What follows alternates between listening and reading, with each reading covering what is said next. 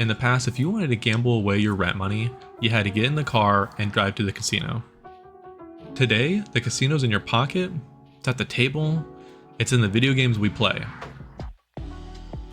Since the 2018 Supreme Court ruling that has paved the way for legalized sports betting across the country, we have seen the fastest expansion of a vice in American history. But this isn't just about sports. It's about the gamblification in our economy. From video games to stock apps to real-time event wagering apps. Today, we're looking at a hidden epidemic that's targeting the most vulnerable among us, our youth and the financially illiterate. So let's look at some numbers. Since 2018, over 38 states have legalized some form of sports betting. In just those few years, Americans have spent over $500 billion on just sports betting alone. But it's not just that it's legal, it's how it's sold. The industry spends billions of dollars on customer acquisition. If you've watched a football game lately, you've seen the ads. Risk-free bets up to $1,000. This is the first trap. It targets the financially illiterate. To a person struggling with debt, $1,000 in site credit sounds like a solid bet. In reality, it's a leash. It's designed to keep you in their ecosystem until the house edge grinds your account balance down to zero. Traditional gambling is slow. You bet on a game, you wait a few hours to see if you've won or lost.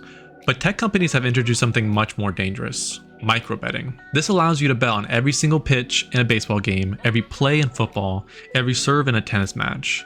Why does this matter? Because it bypasses the rational part of your brain.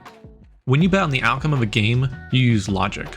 When you bet on the next pitch, you're operating on pure dopamine. It turns a sporting event into a high-speed slot machine.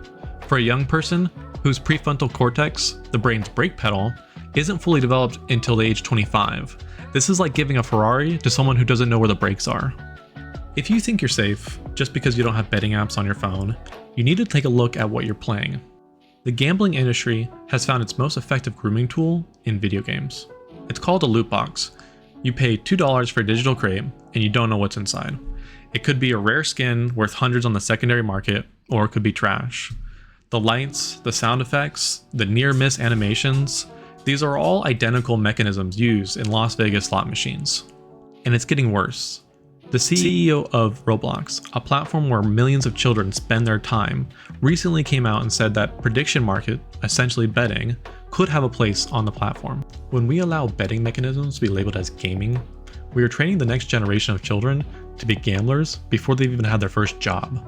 We are desensitizing them to the pain of losing money. Because when you're age 10, it's just Robux, or it's just V-Bucks. Age 20, that translates into using rent money to pay for the next play. The house edge isn't just a math term, it's a social tax.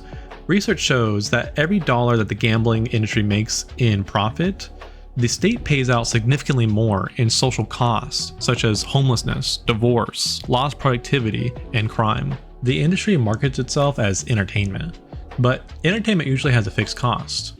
$15 for a movie ticket, $100 for a concert. Gambling is the only entertainment where the potential cost is everything in your account. If you found yourself chasing losses, or have lied to your spouse about how much you spent on a parlay, or noticed your child becoming obsessed with loot boxes, this is not a result of failure in character.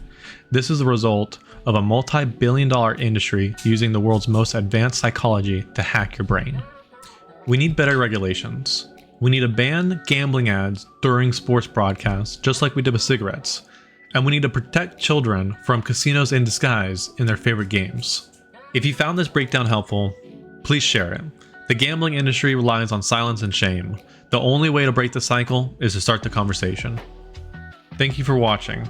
Take care of your money, and more importantly, take care of your mind.